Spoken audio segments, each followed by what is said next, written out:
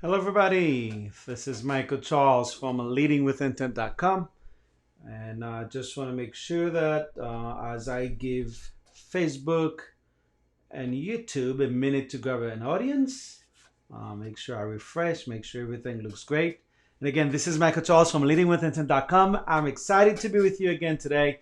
Today's Monday, and as I usually share with you some of my sessions and some of the things that I'm working on, either in my own personal life and really just sharing some thoughts with you to help you become and understand how you can live in a way that help you not just master the essentials of life, but really work them up to a point where you could actually see the results in your life.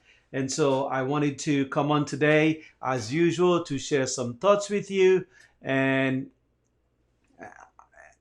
add value to you on a Monday, right? Again, the whole idea is to help you uh, learn something or maybe pick up a tip or maybe a strategy that you can apply throughout the week and maybe see some results, maybe something different than you've seen before.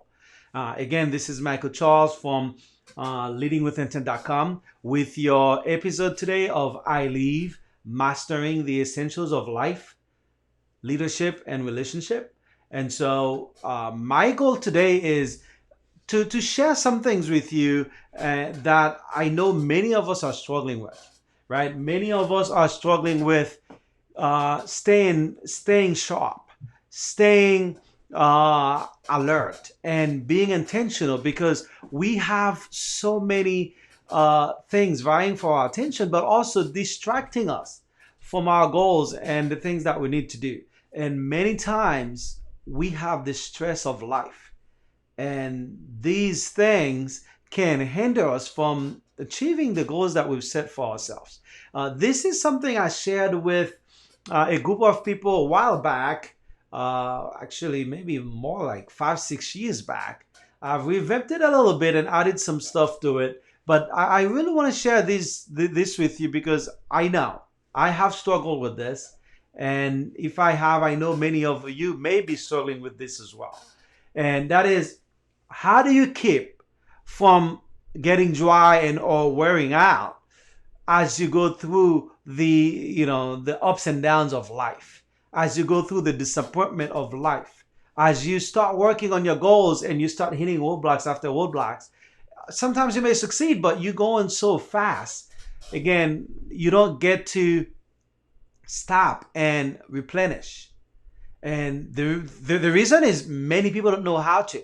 I believe the one of the last session I shared with you, something titled "Slow Down to Speed Up." Right? How do you slow down in your life so you could speed up?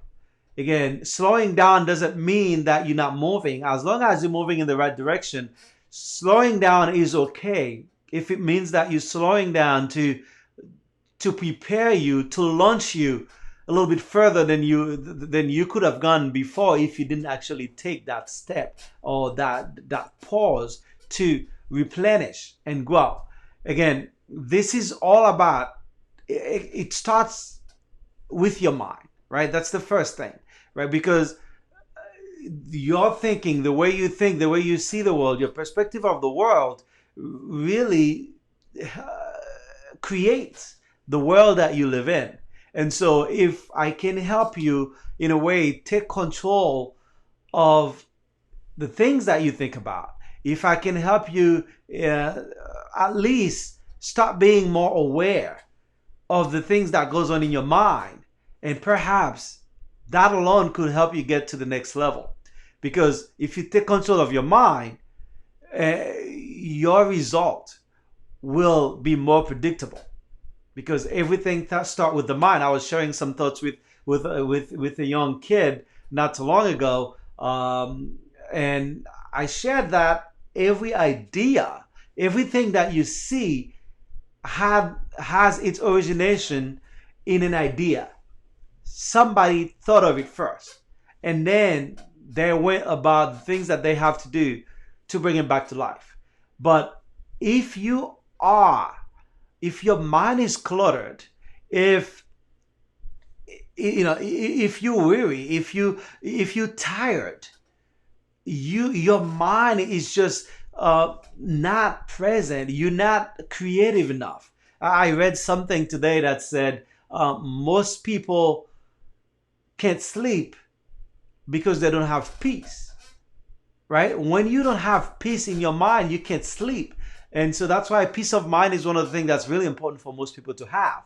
And if you haven't been able to put yourself in a position where you could create that level of peace that allows you to tap into you, the inner you, to actually create and bring about the things that you want, today's session is for you, right? Because there's always a fight for territory in our mind, right? It's either the positive or the negative, right? It's one or the other. And if we don't fight to keep our minds positive, all the negativity in the world will just come and just rent space in our mind. I mean, think of it this way. As a matter of fact, this week I bought some concentrated weed killer, right, to kill some weeds that I have in our flower beds and in some of our walkways here at the house. Now, we didn't have to plant them. They just show up. Negativity will just show up in your life. You don't even have to go after it. Now, some of you could go after it and actually invite it. But even if you don't invite it in your life, it's actually going to find its way to you. But when these kind of things happen, right, how do you bring yourself to a place where you can raise your conscious level, right, your awareness level, and get yourself to a place where you could replenish and go up? Now, if we don't do that, if we don't nurture the positive aspect of our life, the positive thoughts, the kind of things that give us or bring us peace, to help us operate at a higher frequency, to help us operate in a way that's more creative, then these weeds will occupy our minds, and before long they'll control our behavior, and that will again dominate our life. And we don't want that, right? We want you to dominate your life on a conscious level, because most of us, we just live life haphazardly and become a casualty, and that's not what I want. So today I want to share the 10 nourishment centers for you. Some of you are really tired from working. Some of you are have been dealing with a lot of stuff, a lot of negative stuff, and may need to take a step back to replenish and to nourish the mind and the spirit. Now, most of us, we plan our vacations mainly around, of course, relaxing, decompressing, but there's a lot more to decompressing and replenishing and nourishing yourself to just going on vacation.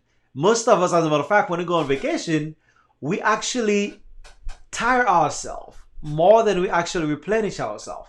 And most of us, when we go on vacation, when we get back, we need a vacation from the vacation that we went to, right? So that happens to a lot of people. And tonight, I want to share some things with you. When you go on vacation and try to do that, try to maybe apply one or two, maybe 3 or 4 of these things that I'm going to share with you, and that will help you nourish yourself, nourish your mind, and get you to a new level of frequency, so you could vibrate and operate in a way that brings the thoughts, ideas that you need to achieve the things, to implement, to achieve the things that you want in your life.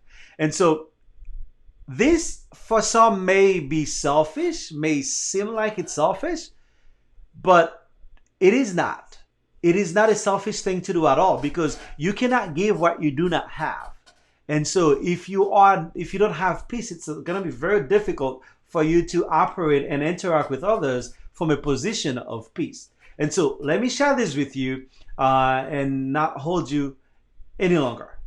So the first area, or the first thing that this to me is the number one, actually, I put it at the top because that's one of my main way of replenishing and nourishing myself. And that is music.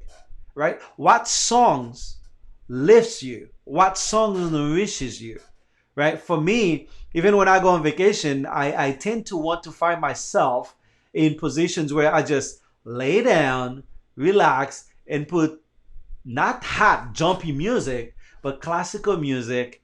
Just let my mind drift as I think through, you know, peaceful scenes in my mind. I picture peaceful scenes in my mind and listening to the words. And sometimes I just put motivational stuff on music, motivational music on to get me to that level, to help replenish me.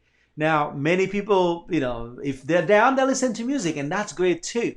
But don't just do it when you feel down. Try to make that an important part of your life in terms of how you replenish. So the next thing I want to share with you in terms of a center, right? I'm calling these the 10 nourishment centers, and the first one is music. The next one is thoughts. Now, if you like me, great thoughts makes you come alive. What do I mean by that? When you read a great thought and you think of a great thought, it just takes you to a different level of thinking, and your mind start exploring possibilities. And so maybe you could start a collection of thoughts that speak to you. And when you feel down, or perhaps when you go through situations, you go back to these thoughts and not just read them, but contemplate on these thoughts. And so first is music, the second one is thoughts, right? What thoughts speak to me? And use those as a way to replenish your mind and bring peace to your world. Number three, I want to in the nourishment centers, I want to share with you is the experiences, right? What experience rejuvenate or incite you to grow, right? And many of us, we experience life, but we don't tend to reflect on life.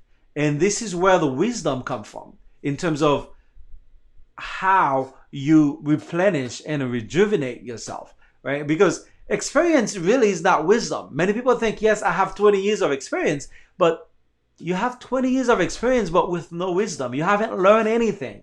I mean, you'd be surprised the number of people that you meet who says they have this many years of experience, whether it could be at work, church, or wherever, but they have not grown much. And so my thought here for you is to not just experience the world, but reflect on your experience and evaluate your experience and bring about, or at least glean the wisdom that you can from your experience to help you grow and become a more centered and peaceful person. The next nourishment center I want to share with you is friends.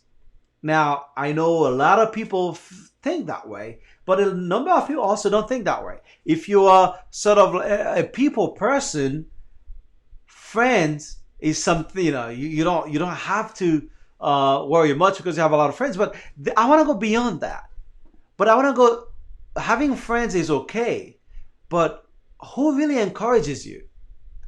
Who amongst your friends, when you feel down, if you hang out with them, will encourage you, will bring you up, but not help you wallow in the muds of your life, right? That again, you need to start identifying those people early before you need them, because when you need them, if that's when you're looking for them, it's too late, right? You need to start looking for these things early. Start thinking of the list of music that you can listen to. I actually have a YouTube list I created of music that I listen to depending on what's going on in my life to help essentially lift my spirit. What thoughts? I've been collecting thoughts since I was about 11, 12 years old. Most of them in French when I was when I was younger. But as I grew up and moved to the United States, I started collecting them in English. And again, different thoughts will speak to you. Start collecting them and go back to them. Experiences, again, reflect on your experiences and evaluate them and glean the wisdom from there. The next one is the friends, of course, who encourages you. The next one I want to share with you is recreation. And this is where most people spend a lot of their time, right? What recreation brings you to life? What recreation serves as some sort of downtime for you that would lift your spirit, that would nourish your spirit. Now, most of us, when we plan vacations, we plan about that one area, recreation, right? We go around, and if you are a people person, you tend to want to do that and have a lot of friends with you. But start thinking about activities, recreational activities that helps recreate you, helps bring you to a new energy level, a higher energy level. The next one I want to share with you is from a spiritual level, right? A lot of the times we feel down and we feel beaten only because, from a spiritual perspective, we're not there. We spiritually, we stuck. Spiritually, we cannot connect. I mean, I say that all the time. We are a spirit within a body. We're not a body with a spirit, right? The spirit, you, the person, is first. And so we have to learn to nourish that spirit. Many of us will spend thousands of dollars on our physical body. Many of us will spend thousands of dollars to look good, to get fit. But not many of us will spend thousands of dollars to grow the mind and the spirit, right? And I'd like to encourage you to do that today. You can come up with a plan where you can say, this is my budget for my growth, my spiritual growth this year. And go about spending that by either going to different meeting, conferences, church, or maybe small group, or maybe getting a mentor and spending time with a mentor. That also helps. So the question here is, what spiritual exercise strengthens me in my faith? Right? What spiritual exercise strengthens me in my faith? Because again, when your faith is low, you'll feel down, right? Faith gives you hope. And without hope, I mean, there's no motivation. And so it's all connected. So if you feel down, maybe it has something to do with your faith. Try to figure this out now when you don't need it. So when you need it, you have that for you, right? What spiritual exercise strengthens me in my faith? For some of us, it's prayer. For some of us, it's reading the Bible. For some of us, it's hanging out with a mentor. Thanks, Nick Zizi, for watching and giving me a like here. And for some of us, it's just relaxing, sitting back, and going back to the very first tip I shared with you, and that is listening to some spiritual music. For me, especially, I find that listening to music brings me a lot closer, a lot further into my spiritual development, right? In addition to reading and praying, right? And again, that's me. Find what works for you. But I'm sure music is likely to be a part of it, because no matter who you are, no matter what parts of the world you're living in, or at least watching this video from right now, music, there's a specific kind of music that speaks to you, and that can help uplift your spirit. All right, so the next one I want to talk about is hopes, right? I talk about that, right? If your faith is down, you lose hope, and if you lose hope, then you have no hope of a future. Then you tend to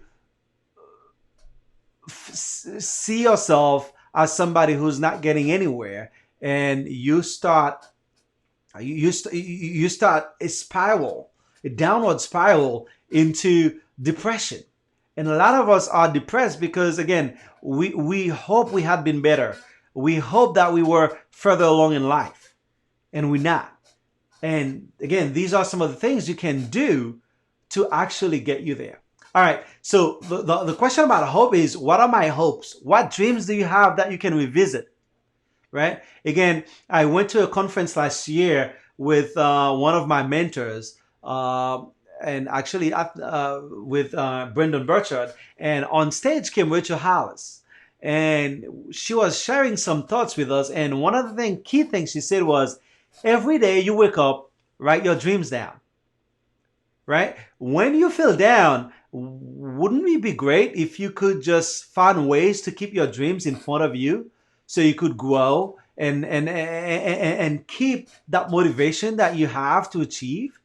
Again, without hope, you'll take no action. And so start thinking about and writing your dreams down and the things that you hope for and review that when you need to. The next nourishment center I want to share with you is books. Some of you don't like to read, and that's okay, but you can listen to an audiobook, right? Again, what book changes you? What book encourages you to be better? I have a bunch of books. Actually, I just bought one today. It's from one of my mentors, Chris Hodges, and again, it's a biblical book. Actually, if I could just go off camera and share and show that to you, that book, well, I guess because I'm sharing it, it's called The Daniel Dilemma: How to Stand Firm, Love Well in a Culture of Compromise. And so, again, it's one of the books that I've been meaning to buy and read. So this is it's on my reading list for this year, right? Again, what book changes you? What book helps you bring you to a new level of awareness? And that's what I do with these kind of things, with these books, right? The Daniel Dilemma. I don't know if you can see that.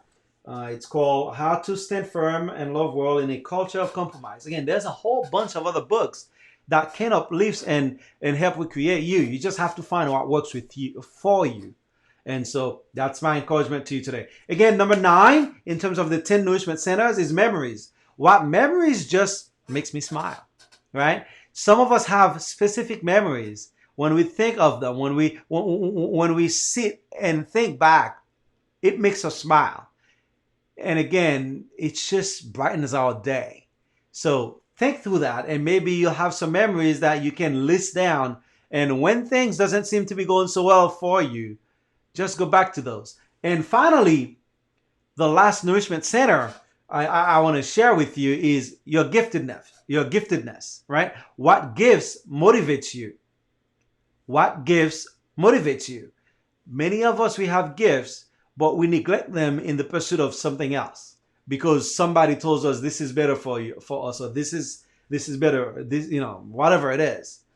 But start thinking about what gifts motivates you. What is it that when you start doing, you lose track of time?